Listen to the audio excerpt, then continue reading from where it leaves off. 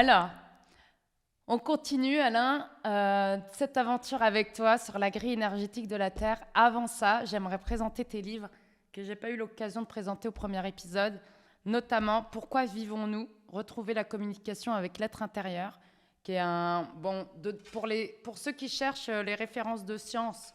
Je les invite plutôt à aller regarder ton site qui est bien fourni avec toutes les publications. Mais ce livre, c'est vraiment une réflexion profonde. Tu parlais de l'âme dans l'épisode précédent. C'est vraiment ça. Il y a beaucoup de pistes. Moi, j'ai adoré. Et des personnes de mon entourage qui ont aussi lu ce livre ont adoré. Et ton livre sur le réseau énergétique des lieux sacrés, qui est ton sujet favori. Et donc, Alain, parle-nous de cette grille énergétique de la Terre. Et j'aimerais d'abord commencer par les premières recherches scientifiques qui étaient dans les années 70, que j'ai appris avec toi. Et qu'est-ce qu'elles montrent et de quoi parlent ces recherches et comment, du coup, ces recherches scientifiques se sont développées au fil des années. Et ensuite, je te laisse parler à cœur ouvert de ce sujet qui te passionne. Oui, merci Alem. Euh, Déjà, moi, ça m'avait intrigué cette histoire de grille. Donc, je voulais comprendre d'où ça sortait, qu'est-ce que... euh, j'en avais jamais entendu parler avant, mais quand même, moi, j'ai rencontré quand même des géobiologues. Dès que on s'intéresse à la santé, et donc à la santé des maisons, on peut tomber assez facilement à l'heure actuelle sur Pour, des gens qui... Pour ceux qui ne savent pas ce qu'est un géobiologue, c'est une personne qui a les capacités d'harmoniser les vibrations d'une maison. Je Voilà, précise. mais pour les harmoniser, déjà qui les détectent. Oui, Ils c'est ça. détectent les réseaux énergétiques et donc ils montrent ça on le sait depuis les années 50, c'était des médecins suisses d'ailleurs, Curie et Hartmann, qui ont déterminé qu'il y avait des réseaux d'énergie, c'est-à-dire une énergie qui est différente ici et là, et que donc cette énergie qui monte, on l'appelle un mur, mais c'est quoi? C'est parce que au niveau sensoriel, on a l'impression que l'air est plus dense, peut-être, ou bien pouf, là, si on marche là, hop, on a quelque chose qui se passe dans notre corps. Ouais, où on se Si on est sent d'un juste coup à pas cet bien. endroit, Moi, ça m'est arrivé de rentrer dans des lieux, d'être super bien et d'un coup, comme si je suis passée Mais il peut faire super beau, hein. Mais d'un passage à un autre, j'ai l'impression d'être rentrée dans une pièce sombre. Vraiment cette sensation, c'est étonnant. Et l'inverse, c'est vrai, hein. Des lieux où même si tu n'es pas dans un bon mood, tu entres et tu es énergisé, tu ne sais pas pourquoi. voilà, c'est exactement ça. Et donc, ils ont déterminé que ces réseaux étaient très réguliers. Par exemple, le réseau Hartmann, c'est tous les 2 mètres. Il y a un mur de 10 centimètres qui se présente tous les 2 mètres. Et ça fait des lignes nord-sud et d'autres qui sont est-ouest. Donc, ça fait un quadrillage Mhm. de la Terre qui occupe toute la Terre. Donc, ça, c'est déjà une grille énergétique qui fait toute la planète. Mhm. Mais elle est neutre énergétiquement, mais elle véhicule des choses, elle peut être porteuse d'énergie plus positive ou plus négative selon là où elle passe. En fait, si elle D'accord. passe sur des masses métalliques ou sur des cristaux, et du coup elle peut être aussi déviée, tournée. Et c'est la même chose pour d'autres types de réseaux plus larges, le réseau de Curie.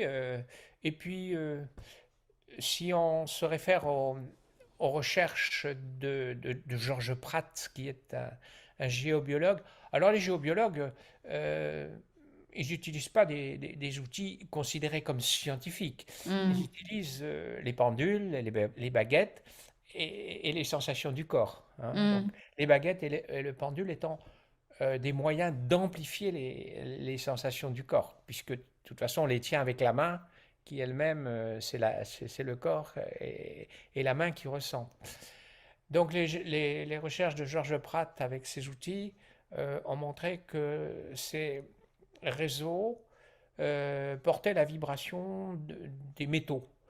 Donc il a déterminé qu'il y avait des grilles qui étaient liées à l'or et à l'argent.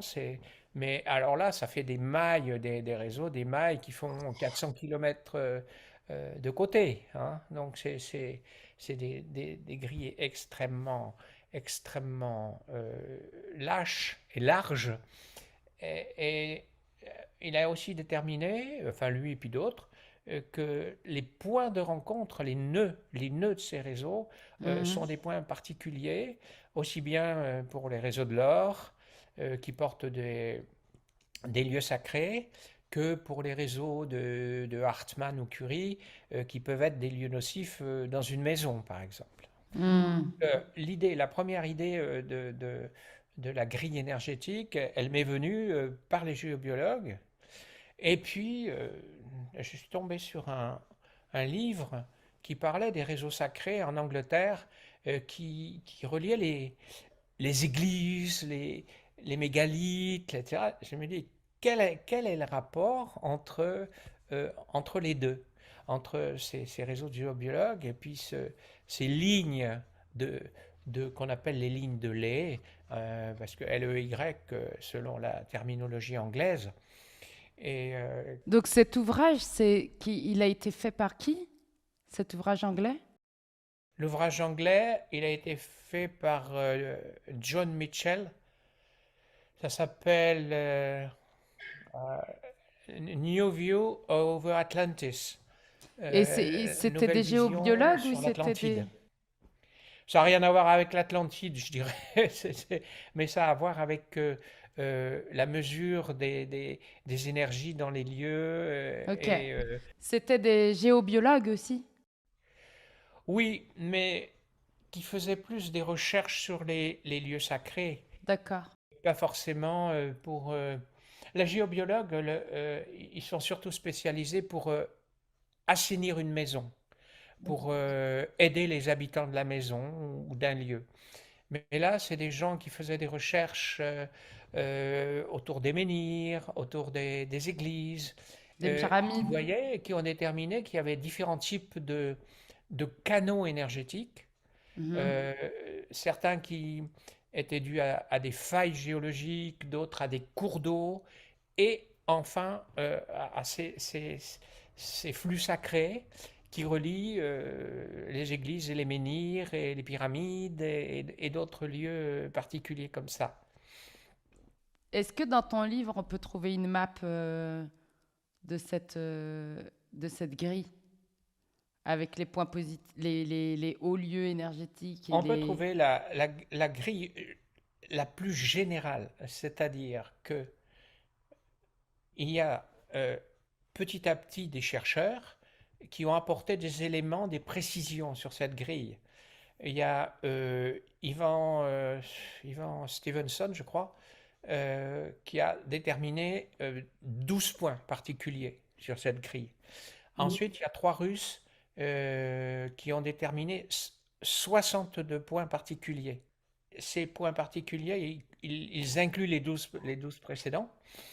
Et enfin, il y a un couple d'Américains en 1983 qui ont précisé ces 62 points en montrant qu'ils étaient construits comme un cristal. C'est-à-dire que cette grille, elle est faite de la superposition des 5 solides de Platon, c'est-à-dire les 5 polyèdres inscrits dans la sphère, qui sont le cube, l'octaèdre, le tétraèdre, l'icosaèdre et le dodécaèdre. Donc c'est surtout les deux derniers qui sont intéressants parce qu'ils sont les plus complexes et c'est leur sommet sur lesquels sont placés les 62 points qu'on vient de, de citer. Et donc dans mon livre, effectivement, c'est cette grille-là rapportée à la Terre que on peut voir. Ok. Et donc, du coup, tu peux nous citer des lieux particulièrement haute vibration, dans lequel justement on peut aller harmoniser notre champ électromagnétique? Oui. Alors, ces lieux, alors d'abord, je dirais que la grille est vivante, faut savoir, c'est ça, c'est important. C'est pas figé, c'est une grille qui bouge. Alors elle bouge avec les cycles, elle se déplace avec les cycles des saisons, et même la nuit et le jour. Elle peut être plus forte ou moins forte, mais aussi peut-être se déplacer.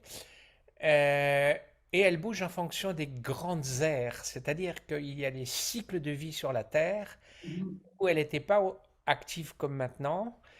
C'était par exemple plus le dodécaèdre qui était actif, et maintenant c'est plus l'icosaèdre, à moins que ça soit l'inverse, je ne sais plus. Et donc elle bouge, cette grille. Et c'était quoi la question? La question, c'est tu pourrais nous citer des lieux à vibration haute où on pourrait Voilà, aller alors, recharger et en plus, cette grille, d'accord. Alors, on va dire, elle véhicule une énergie. Et cette énergie a été utilisée à plusieurs choses. Elle a été utilisée en bien ou en mal. Oui, comme Donc, d'hab. donc, ce que je veux dire, j'ai particulièrement étudié les réseaux de mégalithes, c'est-à-dire les menhirs et les dolmens, et les réseaux des pyramides. Et dans les deux cas, ces monuments ont, peut- ont pu être utilisés au départ comme pour véhiculer des énergies positives, mais ils ont pu être utilisés aussi, être déviés de leur fonction première pour asseoir un pouvoir, euh, comme actuellement on essaie de faire sur la population, euh, pour contrôler la population. Donc, c'est pas parce que on va dans un lieu comme ça que c'est forcément bon. Il faut le vérifier. Faut le sentir. Est-ce que je me sens bien là ou est-ce que je me sens pas bien? Donc il n'y a pas des points particuliers pour toi, t'as les deux. Ça peut être aussi fort dans le positif que de négatif, ces points énergétiques, ce que tu Oui, dis. pourquoi? Parce que la Terre est un enjeu pour des puissances célestes, je dirais. Il y a des combats entre les deux, et que à certains moments, c'est les forces de l'ombre qui se sont manifestées, hein, et comme elles se manifestent encore à l'heure actuelle, hein, c'est-à-dire des gens qui sont au service de leur propre ego et non pas au service de l'humanité, c'est tout, hein, donc, et c'est vrai dans toutes les civilisations ont périclité, euh, parce que elles ont dévié vers le pouvoir de quelques-uns. Ce qui est intéressant de savoir d'ailleurs, c'est que ces civilisations sont nées dans certains cycles à des endroits particuliers de la grille. La grille permettait de féconder certaines civilisations, parce que la grille n'est pas simplement un lieu pour les lieux sacrés. Je n'ai pas encore dit d'ailleurs à quoi servaient ces lieux sacrés, mais elle est aussi une antenne vers les astres, vers les univers, qui fait que elle peut recevoir des nouvelles impulsions, des nouveaux programmes. Donc on en parlera dans l'épisode prochain. Ouais. Mais euh, Ok. Donc si je résume bien, les premières recherches entre guillemets sur enfin non, pas entre guillemets, les premières recherches sur la grille énergétique de la Terre est née dans les années 60 par deux médecins, notamment en Suisse. Ensuite, il y a tout un travail qui a été fait, soit en collaboration entre des scientifiques et des géobiologues, comme par exemple, on n'en parle pas, enfin comme tu dis, c'est pas dans les médias ou dans les livres de l'école qu'on apprend ça, mais typiquement, il y a beaucoup d'historiens qui travaillent avec des médiums pour pouvoir résoudre certaines énigmes du passé ou d'archéologues, etc. Et c'est assez fascinant quand tu vois cette rencontre entre les deux, où le médium annonce en gros déjà la recherche de l'historien sans qu'il l'ait partagée. Et puis voilà. Euh, Donc voilà, et de cette recherche est née cette grille énergétique qui suivent les, euh, les structures géométriques de Platon. Et cette grille bouge. Et sur ces lieux, ces points particuliers, se trouvent des hautes vibrations qui peuvent être incroyablement belles si elles sont mises au service de l'humanité et à la fois incroyablement dévastatrices si c'est pour nourrir son propre ego. Ok.